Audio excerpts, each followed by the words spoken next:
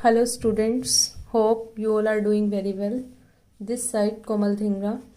Students, इससे पहले मैंने एक वीडियो अपलोड की थी एचटेट पीजीटी केमिस्ट्री के लिए, जिसमें मैंने टाइप्स ऑफ यूनिट सेल के बारे में डिस्कस किया था.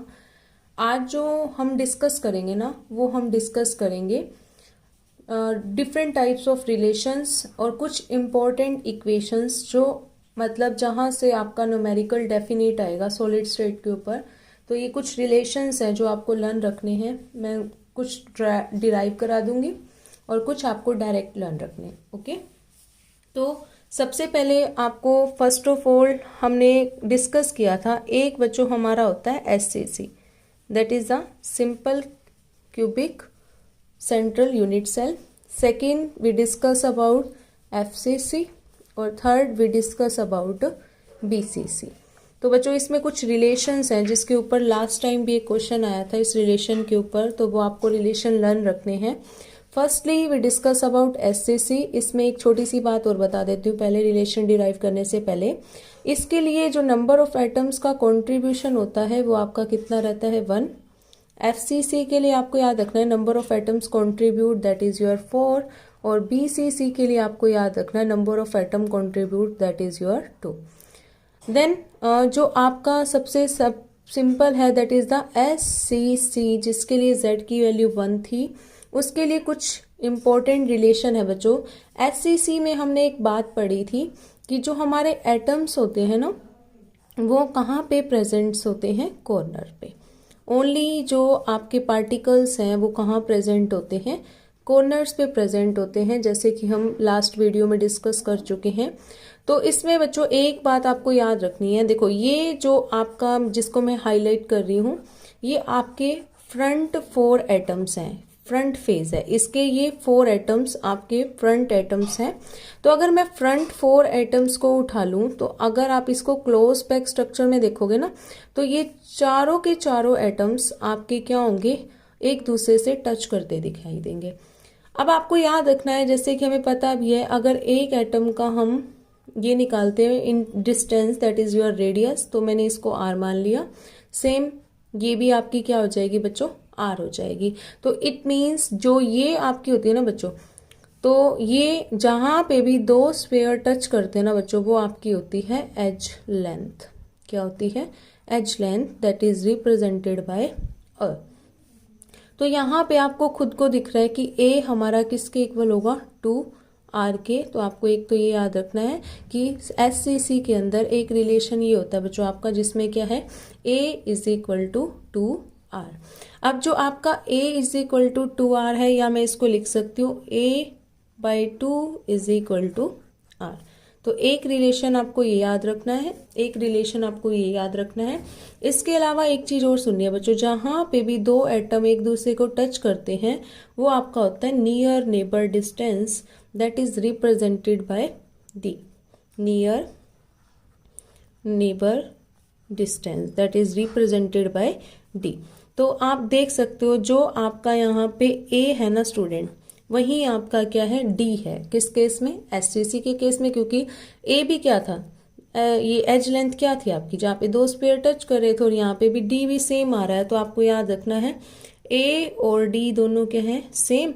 तो इट मीन्स जैसे a 2r के इक्वल था, तो d भी आपका किसके इक्वल हो सकता है, 2r के इक्वल हो सकता है. तो एक नया रिलेशन मैंने यहाँ से रिलेट कर दिया कि d/2 is equal to r. तो ये आपका फर्स्ट रिलेशन है जो आपको लर्न रखना है. 1 is your a is equal to 2r, 1 is equal to a/2 is equal to r. और थर्ड रिलेशन आपको एससीसी के लिए याद रखना है d/2 is equal to r. ये आपका फर्स्ट केस था एससीसी का, क्योंकि यहाँ पे कई बार डायरेक्ट क्वेश्चन आपको रिलेशन बेस पूछ लिए जाते हैं कि इनमें से कौन सा रिलेशन एससीसी को रिप्रेजेंट कर रहा है या नहीं कर रहा. तो आपको ये 3 रिलेशन याद रखने हैं. होपफुली आपको ये तीनों रिलेशन क्लियर हो गए होंगे. अब जो सबसे इम्पोर्टेंट जो आपका क्वेश्चन आता है वो आता है एफसीसी में से. एफसीसी के रिलेशंस पे क्वेश्चंस भी बहुत बनते हैं स्टूडेंट, तो इसलिए इसको थोड़ा ध्यान से समझना. ये और भी इजी कंसेप्ट है, बट आपको थोड़ा सा समझना पड़ेगा. ओके, हमने लास्ट वीडियो में देखा था एफसीसी के अंदर जो पार्टिकल्स होते हैं वो कॉर्नर पे तो होते ही होते हैं, इसके अलावा पार्टिकल्स की जो अरेंजमेंट है वो फेसेस पे भी दिखती है। हमें पता है एक क्यूब के अंदर टोटल फेसेस 6 होते हैं, तो इसीलिए हमने जब अरेंजमेंट देखी तो टोटल एटम्स मुझे 6 दिखाई दिए। ये आपके 6 फेसेस होने की वजह से हमने एटम्स कितने बनाए बच्चों, यहाँ पे 6। आपको क्या करना है, जस्ट ऊपर वाला एक फेस सेलेक्ट कर लो, चाहे कोई भी ले लीजिए, वो आपके ऊपर डिपेंड है। मैंने जस्ट क्या किया बच्चों, ये जो बिल्कुल सेंटर में, इस फेस के सेंटर में जो ये एटम प्रेजेंट था, मैंने इसको लाइन से ज्वाइन कर दिया और एक ट्रिंगल बना दी, दैट इज द क्लियर। अब बच्चों ध्यान से सुनना, मैंने क्या किया, ये जो पूरा का पूरा फेस है, इस फेस को अगर आप ध्यान से देखो तो 4 पार्टिकल्स कॉर्नर पे है और एक बिल्कुल सेंटर में प्रेजेंट है। तो इसको अगर आप क्लोज पैक स्ट्रक्चर में दिखाना चाहते हो ना, तो आप ऐसे दिखाओगे 4 पार्टिकल्स कॉर्नर पे, ठीक है, और 1 पार्टिकल आपका कहाँ प्रेजेंट है, इनके बिल्कुल सेंटर। मतलब जो बीच में ये वाला आइटम प्रेजेंट है ना स्टूडेंट, वो इन सभी स्फीयर्स को क्या कर रहा है, टच कर रहा है। क्लियर। तो हमें एक राइट एंगल ट्रायंगल ड्रॉ करनी है, तो मैंने इसमें राइट एंगल ट्रायंगल ड्रॉ कर दी। इसको मैंने नेम दे दिया ए, इसको दे दिया बी और इसको दे दिया सी। अब मैंने आपको बताया था जहां पे भी आपके 2 स्फीयर्स प्रेजेंट होंगे वो हमारे किसके इक्वल होता है, एज लेंथ के। ऐसे ही सेम केस बीसी के लिए, तो ये भी हमारी क्या है बच्चों, एज लेंथ। लेकिन ये नहीं है, क्यों, क्योंकि यहाँ पे टोटल स्फीयर्स कितने आ गए, 2, और एज लेंथ प्रिडिक्ट करने के लिए 2 स्फीयर्स का टच करना जरूरी है। अब बच्चों आप मुझे ये बताओ, देखो ये वाली आपकी आर होगी, है ना, ये भी आपकी क्या होगी, आर। इसमें 2 रेडियस आ रही है, तो कंप्लीट कवर कर रहा है, तो टोटल यहाँ पे आपकी आर कितनी आ गई, 4। तो इसलिए मैं ये लिख सकती हूँ ए सी इज इक्वल टू 4 आर। ए सी, क्योंकि आपको दिख ही रहा है कि ए सी किसके इक्वल है, 4 आर। अब बच्चों देखो राइट एंगल ट्रायंगल में अगर मुझे ये पता है, ये पता है, तो मैं इजिली ये प्रिडिक्ट कर सकती हूँ। तो पाइथागोरस थ्योरम अप्लाई करूंगी बाय अप्लाइंग पाइथागोरस थ्योरम, ठीक है। तो आपको पता है ए बी का स्क्वायर प्लस बी सी का square is equal to A सी का स्क्वायर, ठीक है। या हम इसको ऐसे लिख सकते हैं, ए बी का स्क्वायर प्लस बी सी का स्क्वायर अंडर रूट, है ना, किसके इक्वल आ गया आपका, ए सी के। Clear student. तो अब देखो हमने इसका स्क्वायर हटा के इसका क्या कर दिया, अंडर रूट। अगर आप ध्यान से देखें ए बी की वैल्यू क्या है आपकी, ए, और ठीक है, बी सी की वैल्यू भी क्या है, ए, और overall under root is equal to A C. तो आपने यहाँ क्या देखा कि जो हमारा ए सी है, जब आप इसको सोल्व करोगे तो किसके इक्वल आएगा, √2 ए के। तो ए सी किसके इक्वल आ गया हमारा, √2 ए। अब बच्चों ध्यान से मुझे ये देख के बताओ, ए सी हमारा कितना है, 4 आर। तो ए सी की जगह आप क्या वैल्यू पुट कर सकते हो, 4 आर। तो आपका यहाँ पे एक रिलेशन तैयार हो गया, most important relation, 4 R is equal to √2a। तो 4 आर बाई √2 किसके इक्वल आ गया आपका, ए। इस पे स्टार मार्क कर लेना स्टूडेंट, ये बहुत इंपॉर्टेंट है क्योंकि ये रिलेशन 2 to 3 टाइम्स आपके पेपर में रिपीट हो चुका है। तो 4 R by √2 always equal to the ए।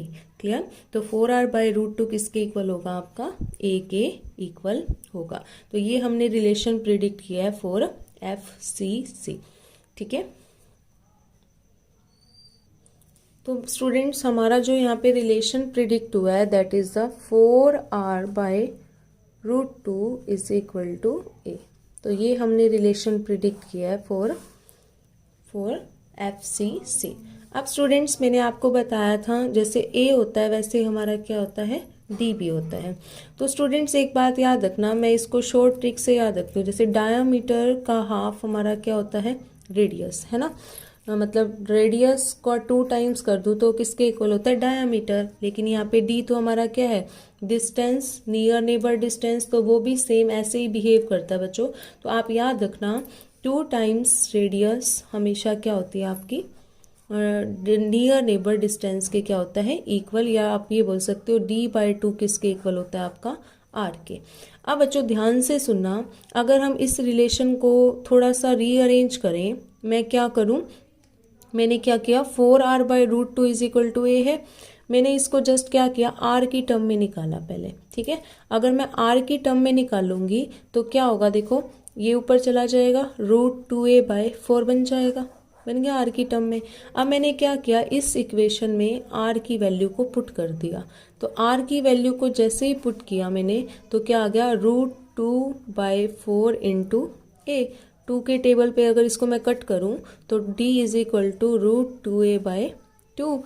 अब एक बात सुनना बच्चों, यहाँ पे क्या हुआ, मैंने 2 की जगह √2 इंटू √2 लिख सकते हैं हम, तो मैंने इसको क्या किया, काट दिया। तो d इज इक्वल टू क्या आ गया, a/√2, ठीक है। तो ये भी आपका इम्पोर्टेंट है, d और a के बीच में रिलेशन, अगर आपके किसके लिए पूछा जाएगा, FCC के लिए, ठीक है। अब बच्चों ध्यान से सुनना, next we discuss about BCC।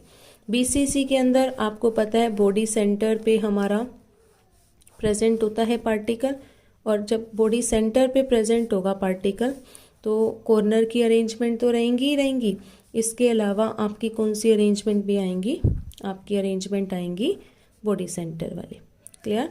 तो स्टूडेंट्स अब इधर आपको थोड़ी सी कन्फ्यूज़न क्रिएट हो सकती है, तो प्लीज़ ध्यान से देखिएगा, मैं यहाँ पे कौन सी ट्रायंगल ले रही हूँ, थोड़ा सा डार्क करूँगी ताकि आप उसको अच्छे से समझ सको। ये वाली ट्रायंगल, ठीक है, जिसमें बॉडी सेंटर वाला कवर हो, क्लियर। तो अब आपको इसको नाम देना है A, इसको नाम देना है B, इसको नाम देना है C और इसको नाम देना है D। अब आप सोच रहे होगे इसको क्यों नाम दिया गया, क्योंकि आपको पता है इसको प्रिडिक्ट करने के लिए मेरे को छोटी वाली ट्रायंगल यूज़ करनी पड़ी थी, और AC की वैल्यू अभी आपने प्रिडिक्ट की थी तो कितनी आई थी, √2a। और यहाँ आपको दिख रहा होगा C और D के बीच, दो स्फीयर के बीच का डिस्टेंस हमें पता है क्या होती है, हमारी h लेंथ। तो अगर मैं AD निकालना चाहूँ पाइथागोरस थ्योरम का यूज़ करके, अगर मुझे AD निकालना है तो पहले तो आप मुझे ये बताइए, AD में एक स्फीयर ये आ रहा है, एक छोटा स्फीयर आ रहा है और एक बड़ा स्फीयर आ रहा है, इट मीन्स टोटल स्फीयर आपके आ रहे हैं 3। अगर साइड में हम इसकी अरेंजमेंट देखें तो आपको पता है जहाँ भी 3 स्फीयर्स आते हैं वो हमेशा 4R को कवर करता है, तो मैं बोल सकती हूँ कि AD हमारा किसके इक्वल होगा, 4R के। अब जो हमारा AD है, अब हमें AD की वैल्यू निकालने के लिए मैंने अभी आपको बताया था क्या लगाना पड़ेगा, पाइथागोरस थ्योरम। तो हम by applying Pythagoras theorem AD निकालोगे तो आपको पता है AD किसके इक्वल होगा, √AC का स्क्वायर प्लस CD का स्क्वायर। तो आपको पता है AC का स्क्वायर मतलब √2a का स्क्वायर, ठीक है, CD का स्क्वायर मतलब A का स्क्वायर। तो जैसे आप सोल्व करोगे किसके इक्वल आ जाएगा, √3a के, सॉरी इस तरफ लिख देते हैं थोड़ा, तो किसके इक्वल आ जाएगा स्टूडेंट, √3a के। तो जैसे आपने AD सोल्व किया तो AD इज इक्वल टू आ गया √3a। AD आपको पता है कितना था, 4R, तो 4R is equal to √3a, तो 4R/√3 is equal to a। ये रिलेशन भी आपका बहुत इम्पोर्टेंट है। और देखो ध्यान से देखना बच्चों, यहाँ पे क्या डिफरेंस है, BCC में 4R/√3 है और FCC में आपका 4R/√2 है। तो दोनों में एक माइनर सा डिफरेंस है, अगर आपको याद रह जाएगा तो दी बेस्ट है, क्योंकि ये डिफरेंस ही आपकी हेल्प करता है कन्फ्यूज़न को दूर करने में। तो स्टूडेंट्स अब हम इस रिलेशन को थोड़ा सा मॉडिफाई करते हैं। 4R/√3 इज इक्वल टू क्या था हमारा, A। अब जो एक बार ध्यान से देखना, ये अगर मैं इसको R की टर्म में लिखूं तो आपको पता है क्या बन जाएगा, √3a/4, ठीक है, क्या बन जाएगा, √3a/4। अब √3a/4 और 4R/√3 तो हमने देख लिया, एक को हमने A की टर्म में लिख दिया और एक हमने किसकी टर्म में लिख दिया, R की टर्म में। अब स्टूडेंट्स थोड़ा सा फोकस करना, अभी मैंने जैसे आपको बताया था कि D इज इक्वल टू क्या होता है, 2R, D is equal to 2R। R की जगह आप ये वैल्यू पुट कर सकते हो, √3a/4। तो आपको पता है 2 से 2 कैंसिल आउट, तो यहाँ पे जो आपका रिलेशन आएगा स्टूडेंट D की टर्म में वो क्या आएगा, √3a/2, √3a/2। ये बहुत बहुत इम्पॉर्टेंट है, थोड़ा सा ध्यान रखना। तो √3a/2 की टर्म में आपका आएगा BCC के लिए, क्लियर। तो होपफुली ये 3 रिलेशन अगर आप डिराइव नहीं करें ना तो एटलीस्ट बस ये रिलेशन याद रख लेना, क्योंकि कई बार डायरेक्ट क्वेश्चन आपका आ जाता है रिलेशन के बारे में पूछ लेते हैं, या कई बार आपसे क्वेश्चन में क्या पूछा जाता है कि इस रिलेशन के बेस पर न्यूमेरिकल दे देंगे, आपको आर दे रखा होगा ए निकालने के लिए दे देंगे, या डी दे रखा होगा ए निकालने के लिए दे देंगे। तो हम ओवरऑल कंक्लूजन निकालते हैं। ओके, तो सबसे पहले हमने डिस्कस किया एससीसी के बारे में, जिसमें जेड की वैल्यू हमारी क्या थी बच्चों, 1 थी। इसके केस में हमने पढ़ा कि एक रिलेशन आया कि ए इज इक्वल टू क्या था 2r, या D is equal to 2r। आप ये भी लिख सकते हो सिंपल, या a/2 इस टर्म में भी लिख सकते हो, a/2 is equal to r, ठीक है, और d/2 is equal to r। Clear. उसके बाद स्टूडेंट्स आपको मैंने पढ़ाया एफसीसी के बारे में। एफसीसी में हमने पढ़ा, एफसीसी के अंदर अभी आपने देखा किसके इक्वल आ रहा था, 4r is equal to √2a। तो 4r by √2 is equal to a, और r की टर्म में निकालना है तो √2a बाय 4, है ना। और d की टर्म में निकालने के लिए कहा था तो 2, तो आ गया था a बाय √2। क्लियर। उसके बाद मैंने आपको बताया किसके लिए, बीसीसी के लिए। बीसीसी के लिए आया था हमारा 4r is equal to √3a, 4r by √3 is equal to a, है ना। और अगर d की टर्म में निकालना है तो √3a बाय 2। क्लियर। तो ये आपका था बच्चों किसका कंसेप्ट, एफसीसी। ये कुछ रिलेशंस है जो आपको लर्न रखने हैं, बहुत काम आएंगे। इसके अलावा स्टूडेंट जो आपसे क्वेश्चन पूछा जाता है ना, वो पूछा जाता है पैकिंग एफिशिएंसी पे। एससीसी की पैकिंग एफिशिएंसी याद रखनी है आपको 52.4%। बीसीसी की पूछे तो 68%। एफसीसी की पूछी जाए तो 74%। और डायमंड की पूछी जाए, करंट में डायमंड की काफ़ी पूछी जा रही है, 34%। क्लियर। तो अगर आपको इनको अरेंज करना भी दे देते हैं कई बार, तो सबसे ज़्यादा आपकी होती है एफसीसी, फिर आती है आपकी बीसीसी, फिर आती है एससीसी, और लास्ट में आपका आएगा डायमंड। तो ये प्लीज़ ये भी याद रखना, ये भी बहुत इंपॉर्टेंट है, आपसे कई बार पूछा गया है। क्लियर। तो होपफुली आज का टॉपिक आपको समझ में आ गया होगा। डायरेक्ट क्वेश्चन आते हैं बच्चों। और एक लास्ट टॉपिक और देख लीजिए, दैट इज़ द डेंसिटी। इसके ऊपर भी हर बार क्वेश्चन आता है आपका। डेंसिटी का आपको फॉर्मूला याद रखना है, Z into M A cube into N A, ठीक है, Z into M A cube into N A. Z आपको याद रखना है number of atoms contribute, number of atoms contribute. M आपको नाम से ही पता चल रहा है, that is the molecular mass. A आपकी होती है स्टूडेंट एच लेंथ, और एन ए आपका होता है एवोगैड्रो नंबर। क्लियर। ये क्वेश्चन भी आपका आ जाता है डेंसिटी के ऊपर, क्या कि डेंसिटी क्या होती है, Z into M A cube into N A. Z is the number of atoms contribute, और आपको पता है एससीसी के केस में 1 होता है, एफसीसी के केस में 4 होता है, बीसीसी के केस में ये कितना होता है आपका 2। क्लियर। तो स्टूडेंट्स मैंने अभी आपको डेंसिटी का फॉर्मूला क्या बताया, density is represented by rho Z into M A cube into N A. Clear. और आपको सब कुछ बता दिया। जेड हमारा है number of atoms, number of atoms contribute. M क्या है हमारा, मॉलिक्यूलर मास। ए क्या है, एच लेंथ, और एन ए हमारा क्या है, एवोगैड्रो नंबर। और स्टूडेंट्स आपको पता है ये जो वैल्यू होती है एससीसी के लिए 1 होती है, बार बार बता रही हूँ, एफसीसी के लिए 4 और बीसीसी के लिए होती है 2। क्लियर। अब एक इसमें एक ट्रिक है स्टूडेंट, ध्यान से सुनना। अगर आपको ये बोल दिया जाए ना कि डेंसिटी आपको किस में निकालनी है, सेंटीमीटर क्यूब के अंदर, तो एक बात ध्यान रखना, जो एज लेंथ है ना वो आपको मोस्टली क्वेश्चन में मिलेगी पिकोमीटर में। तो पिकोमीटर से स्टूडेंट कन्वर्ट करते हैं मीटर में, बल्कि उसको कन्वर्ट करना है आपको सेंटीमीटर में। तो आपको क्या करना है, जो भी वैल्यू गिवन हो ना उसको एज सच रख देना। इसको मैं डायरेक्ट सोल्व करके बता रही हूँ। एवोगैड्रो नंबर की वैल्यू आपकी क्या होती है, 10⁻⁻20। ठीक। अब मुझे ये बताइए एक पिकोमीटर किसके इक्वल होता है, -12, और सेंटीमीटर हो गया तो कितना हो जाएगा, -10, है ना। तो हम इस फॉर्मूले को शॉर्टली पहले ही डिराइव कर लेते हैं। पिकोमीटर की जगह हम इसको कन्वर्ट करते हैं सेंटीमीटर में। तो क्यूब है तो 10⁻⁻30 हो जाएगा, क्योंकि 10⁻⁻10 है तो 3 टाइम्स में कितना हो गया 30। अब आपको पता है जब आप क्लियर कट की जो आपका सॉरी ये प्लस का था 6.022 इंटू 10⁻23 प्लस ये तो माइनस का 7 बचेगा। अगर आप इसको ऊपर ले जाओगे, ठीक है, अगर आप इसको ऊपर ले जाओगे तो ये बच जाएगा 10⁻7, ठीक है, और नीचे रहेगा ये। तो ये एक ऐसा फॉर्मूला है जो आप डायरेक्ट सेंटीमीटर पर्पस के लिए यूज़ कर सकते हो, क्योंकि एग्ज़ाम में इतना टाइम नहीं होता हमारे पास, तो हम इस फॉर्मूले के थ्रू प्रिडिक्ट कर सकते हैं। तो होपफुली आपको वीडियो पसंद आई होगी। लाइक करना, शेयर करना और कोई भी क्वेरी हो तो बताना। Thank you so much.